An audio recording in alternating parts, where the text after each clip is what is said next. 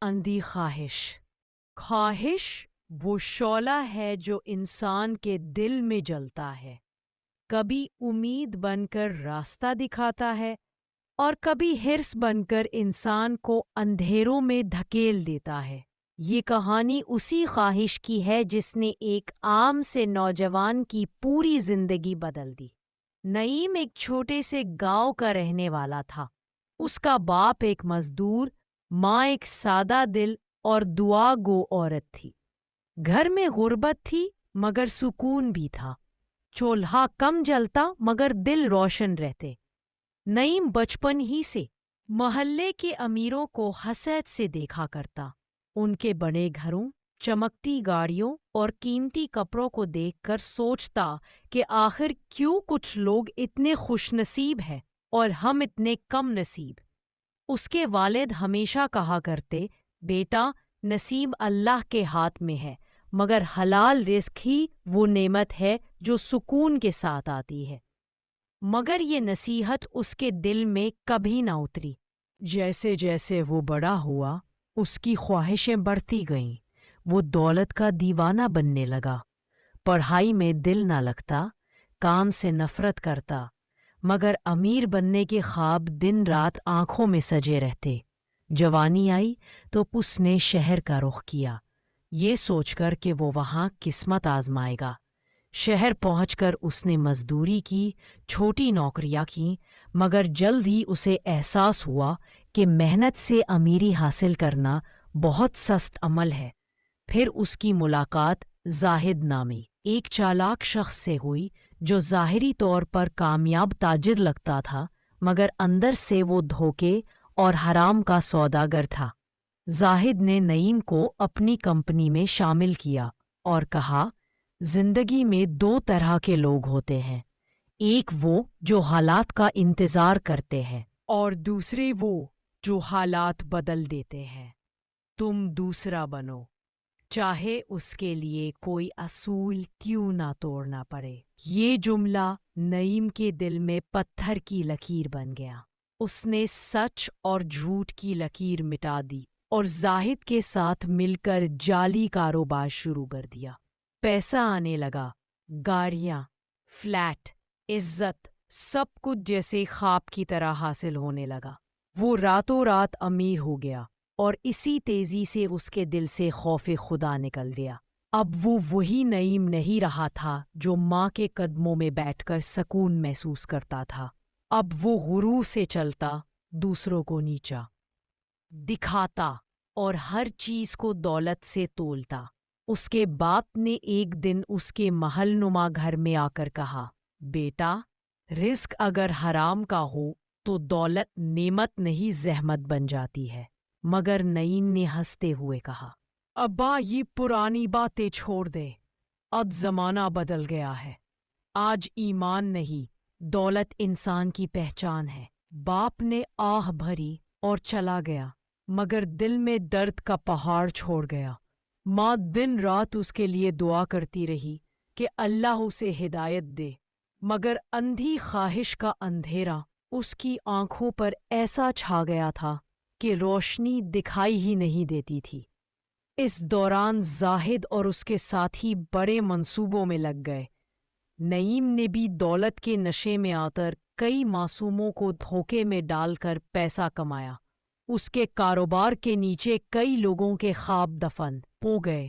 وہ سمجھتا تھا کہ وہ زندگی کا بادشاہ ہے، مگر حقیقت یہ تھی کہ وہ خود اپنے ہی گناہوں کا غلام بن چکا تھا۔ پھر ایک دن اس کی زندگی کا سب سے بڑا طوفان آیا۔ حکومت نے اس کے کاروبار کی تحقیقات شروع کر دی، فائلیں ضبط ہوئی، میڈیا پر خبریں چلنے لگیں، دوست غائب، پارٹنر بھاگ گئے۔ زاہد، جس نے اسے اس دلدل میں ڈالا تھا، بیرون ملک فرار ہو گیا۔ نعیم تنہا رہ گیا۔ وہی لوگ جو کل تک اس کے پیچھے جھکتے تھے، آج اس کے نام سے بھی کترانے لگے۔ اس کے بینک اکاؤنٹ بند، جائیداد ضبط، گھر پر چھاپے، اور ماں کا دل یہ صدمہ برداشت نہ کر سکا۔ وہ بیمار ہو گئی اور ایک رات جب نعیم گھر آیا تو اس کی ماں آخری سانسیں لے رہی تھی۔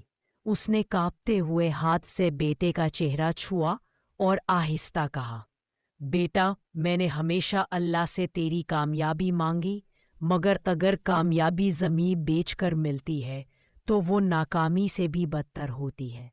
یاد رکھنا، اندھی خواہش انسان کو روشنی سے محروم کر دیتی ہے۔ یہ آخری الفاظ اس کے دل میں خنجر بن کر اتر گئے۔ ماں کے جانے کے بعد وہ ٹوٹ گیا، مگر اب بہت دیر ہو چکی تھی۔ دنیا نے اس سے منع موڑ دیا، دولت ختم، رشتہ دار غائب، عزت خاک میں مل گئی۔ اس نے کئی راتیں فٹ پاتھ پر جاگ کر گزاری، کئی دن بھوکا رہا، اور جب زندگی کے سب رنگ مدھم ہو گئے تو اسے وہی مسجد یاد آئی جہاں اس کا باپ عبادت کیا کرتا تھا۔ ایک دن وہ اسی مسجد کے دروازے پر جا کر بیٹھ گیا، چہرہ خاک آلود، آنکھوں میں ندامت، دل میں توبہ کی تڑپ۔ امام مسجد نے اسے دیکھا اور قریب آ کر کہا، بیٹا، انسان اگر اپنی خواہش کو اپنا خدا بنا لے تو وہ کبھی سکون نہیں پا سکتا۔ اللہ نے تمہیں موقع دیا ہے، لوٹ آؤ، وہ تمہیں معاف کر دے گا۔ نعیم پھوٹ پھوٹ کر رو دیا۔ اس نے پہلی بار سچی توبہ کی، پہلی بار اپنی غلطیوں کا اعتراف کیا اور پہلی بار سکون کا ذائقہ چکھا۔ اس نے اپنے حرام مال کو چھوڑا، لوگوں کا حق واپس کیا اور زندگی کے باقی دن اللہ کی رضا میں گزارنے کا فیصلہ کیا۔ اس نے مزدوری شروع کی، مسجد کی صفائی کرتا، غریب بچوں کو پڑھاتا اور راتوں کو جاگ کر قرآن سنتا۔ اس کے دل سے وہ بوجھ ہلکا ہونے لگا جو برسوں سے اس کے سینے پر پتھر بنا ہوا تھا۔ وقت گزرتا گیا، اس کی داڑھی سفید ہو گئی، مگر چہرے پر نور آ گیا۔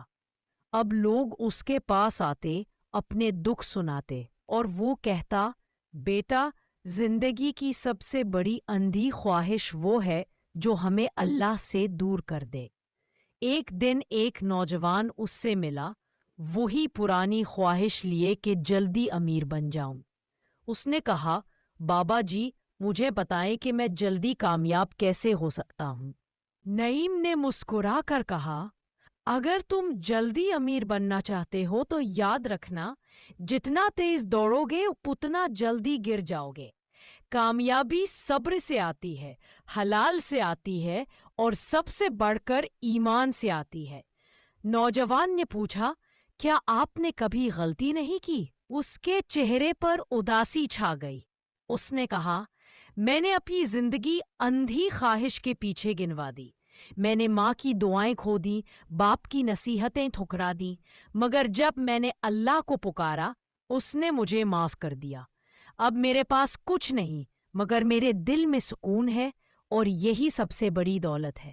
کچھ سال بعد جب نعیم کا وقت قریب آیا تو وہ فجر کے وقت مسجد کے صحن میں بیٹھا قرآن پڑھ رہا تھا۔ اس کے لبوں پر یہی الفاظ تھے، اے اللہ، تو ہی وہ روشنی ہے جس میں میرے اندھیرے کو روشنی میں بدلا۔ پھر اس کی سانس رک گئی۔ لوگوں نے جب اسے دیکھا تو اس کے چہرے پر ایسی مسکراہٹ تھی جیسے اس نے اپنی روح کا قرض ادا کر دیا ہو۔ اس کے جنازے پر پورا گاؤں آیا۔ امام نے کہا، یہ وہ شخص ہے جس نے اندھی خواہش کے اندھیرے سے توبہ کی اور روشنی کے ساتھ دنیا سے رخصت ہوا۔ اس کی قبر پر آج بھی لکھا ہے، خواہش جب ایمان سے بڑی ہو جائے تو انسان اندھا ہو جاتا ہے، اور جب توبہ کر لے تو وہی اندھی خواہش اس کے لیے روشنی بن جاتی ہے۔